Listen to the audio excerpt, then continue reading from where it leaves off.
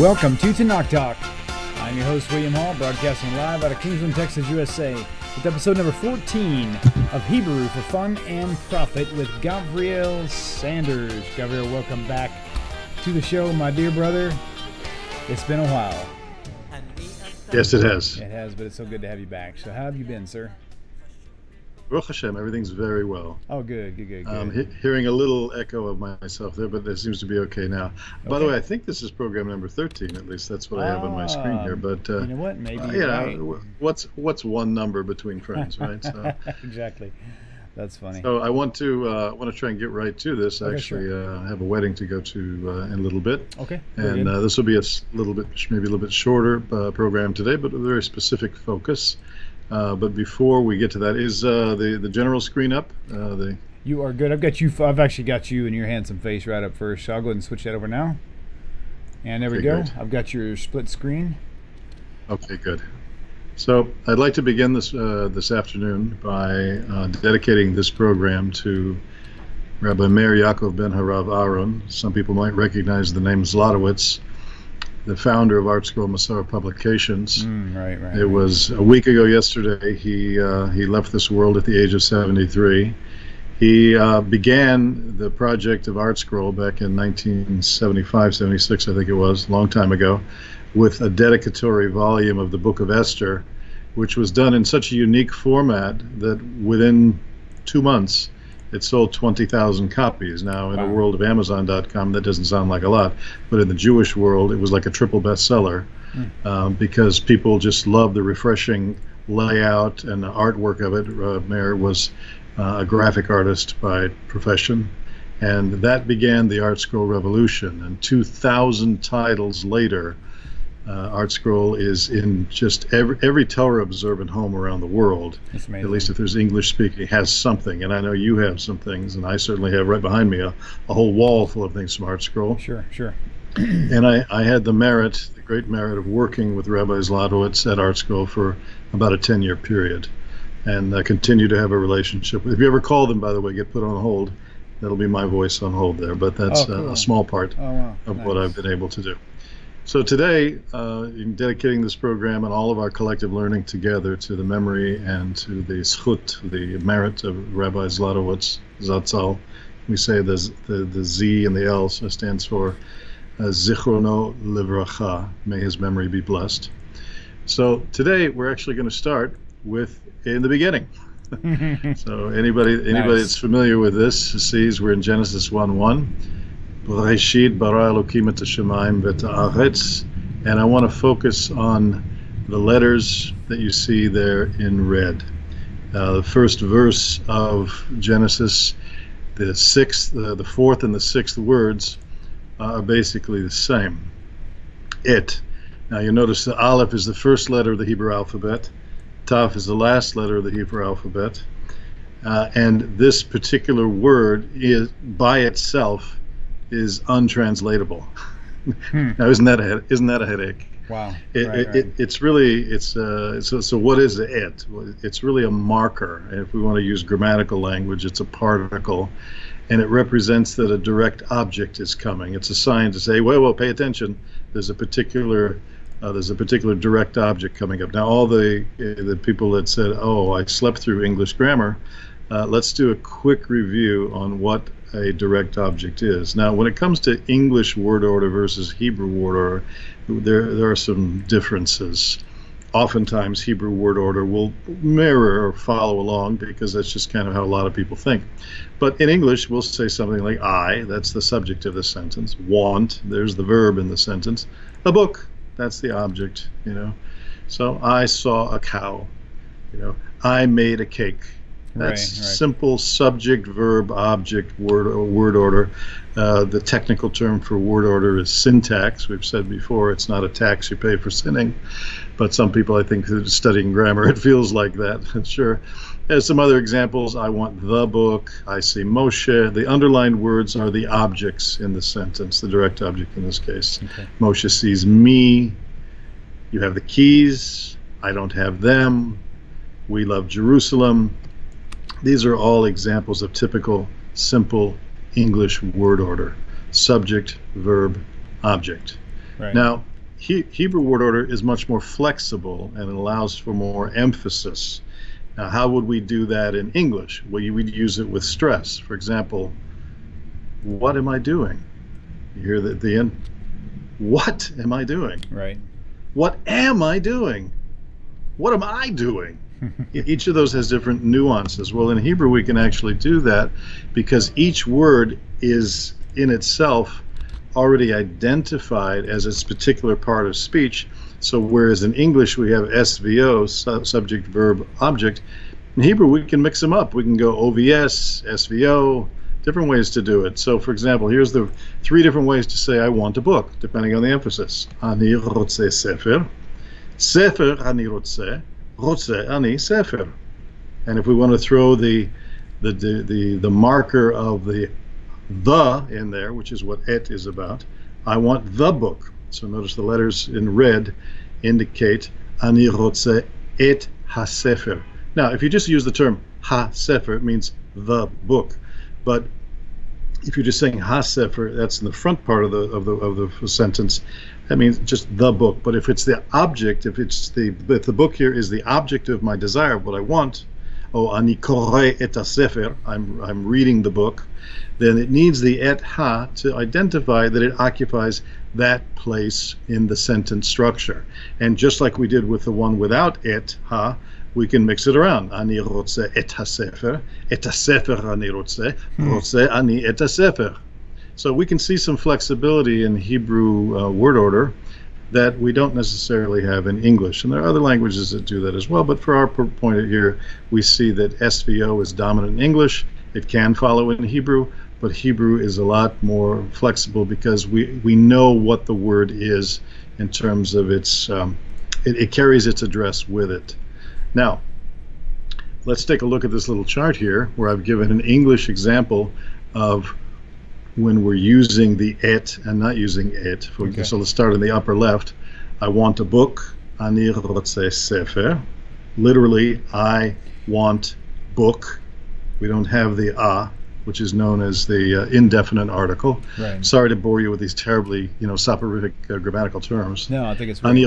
That's great. Ani rotze et ha-sefer. We just talked about that. So we see that noun there, the book, occupies that object position. So et ha, or the et in this case, is a flag that says, okay, object coming. And there it is. Right, gotcha. Ani rotze sfarim, I want books. Ani rotze et ha-sfarim, I want the books. Here we have another, I want the book. Ani rotze et ha-sefer. Now, what if we want to substitute, in English we'd use the word it. Hebrew does not have the word it. It actually uses the word that corresponds to the gender of the noun. In this case, sefer is masculine, so I'm going to use oto, and we're going to come to those in just a moment.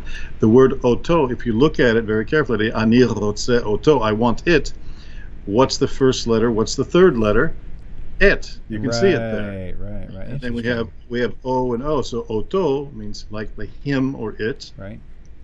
Ani rotze et ha-sefer, ani rotze oto, ani rotze et ha-sfarim. Now we're in plural. I want the books. Well, how would you say that we don't have it plural? We would in English we would even say them, just like with people. I want the books. I want them. Right. Okay. So in Hebrew we would say ani rotze otam, which can mean them in a neuter sense, like something that's not with gender, like just books or pencils or cups. Or it could be with respect to a group of students. Ani rotze otam. I want this. And we know what's being talked about here. So going a little further on this subject, let's go back to the issue of pronouns. It's another one of those crazy grammatical things. Okay, everybody remembers what a noun is, right? It's a person, place, or thing, or a quality like love or beauty or happiness. Okay, those are those. And we have pronouns which substitute for nouns. They go in the place of them. So we know that in this case we're talking, here's on the left here, you're going to see a subject pronoun, and on to the right of that will be the object pronoun. So I, me. I see you, you see me. Okay. So me is the object in this case. In English, you and you are the same. You like me, I like you. Okay. He sees me, I see him. She sees him, and he sees her. It likes you, and you like it. Talking about my dog, let's say. Okay. I don't have a dog. We see we like them, and they like us. Now we don't have you plural in you. The word you in English has actually 4 different manifestations, 4 expressions in Hebrew. It's much more specific. Right. So you always know what you're talking about. Because if I say, I see you, you don't know if you're talking about is it male, female, one, more than one. You have no idea. It's rather vague. In Hebrew, it's very, very specific. So we'll see that in a moment. But I like you, and they like you. I like you, and they like you, and you like them, etc. They and them. So we're up to speed here with this simple list of very familiar terms that we use all the time. Right. But now we just kind of give them a little technical lipstick here to see what they mean. Now let's take a look at it in Hebrew. Okay, on the right side we have the object pronoun, which, by the way, then you can also see. Let me see if I can get my little marker here, laser pointer. Okay, is this working? The little red? Yes, beautifully. Okay. Okay. So this list here you can see, and it's reflected right over here in this list. This is the word zachar, which means masculine. The word nekeva, which means feminine. And let's go down these quickly. The word me, which would occupy here, is oti. It's neither. It can be used masculine or feminine. So I'm talking about myself, oti, and we're going to actually hear a song at the end, very famous, popular Israeli song that uses this quite a bit. A number of different uses of the word et, very high frequency in the song, and this particular one. Now, you, we said, remember, we have you that has 2 versions, whether it's masculine or feminine in the singular sense, otcha and otach, otcha, otach, Right. him, oto, her, ota, and it, we already said, it could be oto, and it could be also ota, depending on if the noun that it's substituting for is masculine or feminine. So sefer is book, and it's masculine. So I could say, ani ohev oto. You know, ma ta choshev al sefer? What do you think about the book? Oh, ani ohev oto. I love it. Right. Ma ta choshev al ha'uga? What do you think about the cake? Oh, ani ohev ota. Or another way to do it is to use the word ze or zot, which means this, and say et ze. Oh, ani ohev et ze. I love this. Nice. Okay. So that can, when we're dealing with something like it, we can use this. Ma ta choshev al bikur leYerushalayim? What do you think about a visit to Jerusalem? Oh, ani ohev et ze. I like that. Now, us is otanu, and notice that in the same way I have me, and it's not zachar nekeva, just oti. In the same way down here we have otanu, and then we mentioned again that you is much more specific in Hebrew with respect to singularity or plurality, and as well as gender, masculine or feminine. So here we have etchem, not otchem, etchem, and etchen. And of course the et here is giving us the cue, and you can see the et in each one of these with the aleph in the top. And then finally, otam, the otan, them for a group of men or a mixed group of men and women, or otan, which is specifically a group of females. And since I teach in a high school, and it happens to be a girls' high school, I've gotten very, very good at using the feminine forms all the time. It's not something that somebody always does, but especially for a guy. But this last couple of years has certainly been that way. So this gives you an overview of this chart. Now, do you have any questions about this so far? Yeah, so etchem, that's not plural, that's singular? This one right here? Yes. No, it is plural. It is plural. So okay, this- so it'd be like this- y'all rather than you, basically. This would be y'all guys, and this would Right, be y'all gotcha. girls. Okay, that's what I thought. See, now Texas does have a plural you. The South has a plural you. That's funny. You know, and that's very productive. I don't know where it all Yeah. came from. Well, we know it came from you all, Right. But this is the Hebrew version of y'all. That's funny. So all of you guys in the South and the Midwest that use y'all, I should have typed in here y'all, and you would have known what I'm talking about. There you go. That's nice. Any other questions about this particular chart? No, I love the charts, by the way. I think it's brilliant. Very, very helpful. Well, it's just a way of trying to make it clear. And so if anybody wants this particular set of slides, all you have to do, I'll give you the email address at the end. You're welcome to write me, and I can send you the whole PDF, the whole thing as a PDF. That's not a problem. Now, as I said, today's going to be a little bit of a shorter lesson, and that's fine. I'm going to give you a homework exercise, and I'll show you what it is. Here's the URL for it at teachmehebrew.com/lesson-7.html, and here's what it looks like. And we'll walk through this now. Up here, I cut it out on the page that I lifted this from, but on there's a button here, so you can just hit play, and it will play all of these for you. Nice. Okay, now it gives it to you here in simple English over here. Here's the transliteration, of course, which is easy for you, and then here's the Hebrew itself, unpointed. And so let's look at a few of these that show us the function of it as this kind of marker that we talked about. Anachnu ohavim glida. You can read what it means over here, of course. Okay. Anachnu ohavim et haglida hazot. We love this ice cream, et haglida hazot. I could have just said Anachnu ohavim et haglida, and it would have been we love the ice cream. But here it's being specific. This ice cream. Okay. Kaniti mechonit. I bought a car. Kaniti et hamechonit shel Yaakov. I bought the car, Jacob's car, or I bought the car that was of Yaakov. Is that literally how we'd say it? I bought the car of Yaakov, or Yaakov's car. There's another way to do that as well, but this is the most common. Ani kone mita. I'm buying a bed. Ani kone et hamita hazot. I'm buying this bed. Hi yodat hakol. She knows everything. Hi yodat et hatshuva. She knows the answer. Now I could say here et hatshuva hi yodat. Yodat hi et hatshuva. So you see how I can mix it up, but it doesn't. It's for a Hebrew speaker, they have no problem sorting out exactly what we're talking about here. But in English, we would rarely ever say, unless you really want to do some special emphasis, the answer she knows. We would typically say 99% of the time she knows the answer. Right. Unless we want to do something that's a bit dramatic or for an effect. Okay. Hu koreh sefer. He's reading a book. Hu koreh et hasefer. He's reading the book. This is the one we worked on earlier. Okay. Hu mevaker chaver. This word mevaker, by the way, is an interesting one because it can mean to visit, or it can mean visit, or it can mean criticize.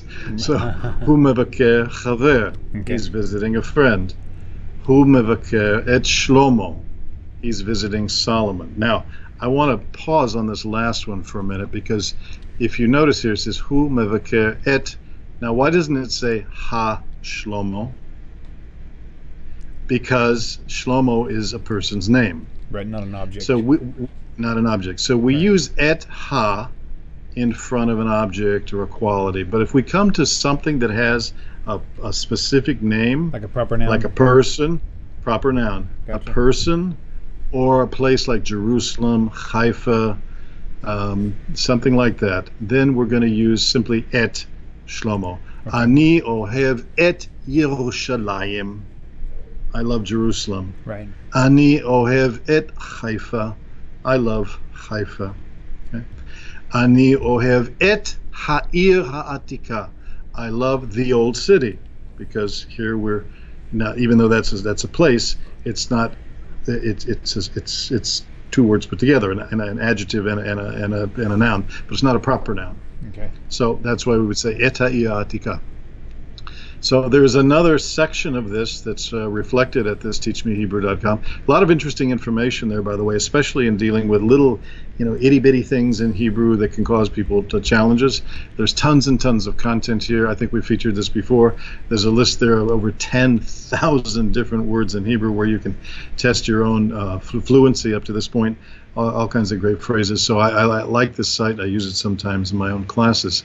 So I'd like to now bring you a song, a very famous song that's been around for a lot of years, from an album called Hakeves HaShisha Asar, the 16th Lamb. Songs that were written by the very famous and now older Yonatan Geffen, a very famous Israeli writer and song composer, especially for kids songs. He writes kids songs from a kid's point of view. So I use these extensively in my Hebrew classes because they're just so unique. They've been around for 30 plus years. Wow. I learned them in college. In fact, when I went to the University of Judaism years ago in Los Angeles. So let me walk you through the words very quickly, and I'm sorry they're not vowel pointed, but most people at this page you can kind of get through it. Ani ohev shokolad ve'ugot gvina, cheesecakes. Okay. The Arctic, which is an Arctic, sounds like the word Arctic, right? What do you think an Arctic is? It's like a, what do you call it in English? It's like a frozen ice cream or a popsicle. Awesome. The Arctic, Visukariot, candies. Vetut Gina, which is strawberries. Ani ohevet, this is now feminine. You hear a girl singing this. Ani ohevet yameh huledet, I love birthdays. V'sakiot im dvarim tovim. And little packages, little sacks of good things. Ve'et hashemesh, now we meet the first et in here. Ve'et hashemesh, the sun. Ve'et hayareach, and the moon. Ve'gam kama kochavim, and also several stars. Ani ohev et hachoref, I love the winter. Ve'et hakaitz, ve'et hastav, this is the summer. This is the fall. Oh, nice. Ve'et ha'aviv, Aviv, we think of Tel Aviv. Aviv means spring. Ve'et ha'aviv, ve'et ma she'achshav, and what is what and now, basically. So I love the 4 seasons of the year, and then ma she'achshav, whatever the time it is now. Nice. Ani ohev et Galit, I love this little girl named Galit. Bi'ikar im tzamot, especially with braids. Vizot im hanemashim, and those with the freckles, the girl with the freckles. Ve'edzot im hagumot, and the one with dimples. Gumot or dimples. These are not high frequency words, by the way. So. That's awesome, though. Ani ohev et ima, mother. Notice it didn't say here et ha'ima, but et right. Ima, because ima's proper here. Right. Ani ohev et ima, ve'et abba gam, my father also. Ve'et shula, this is a woman's name. Haganenet, she's like the nursery school teacher. Et shula haganenet, because a gan is where children go, like we say a kindergarten in German. So there's a gan in Hebrew is a garden, but also kindergarten. Ve'et shula haganenet, ve'et hadoda Miriam, and the aunt Miriam. Ani ohev et Saba, that's my grandfather. Ani ohev is the grandfather. Ve'et Sabta, grandmother. Ani ohev et Achuti, I love my sister.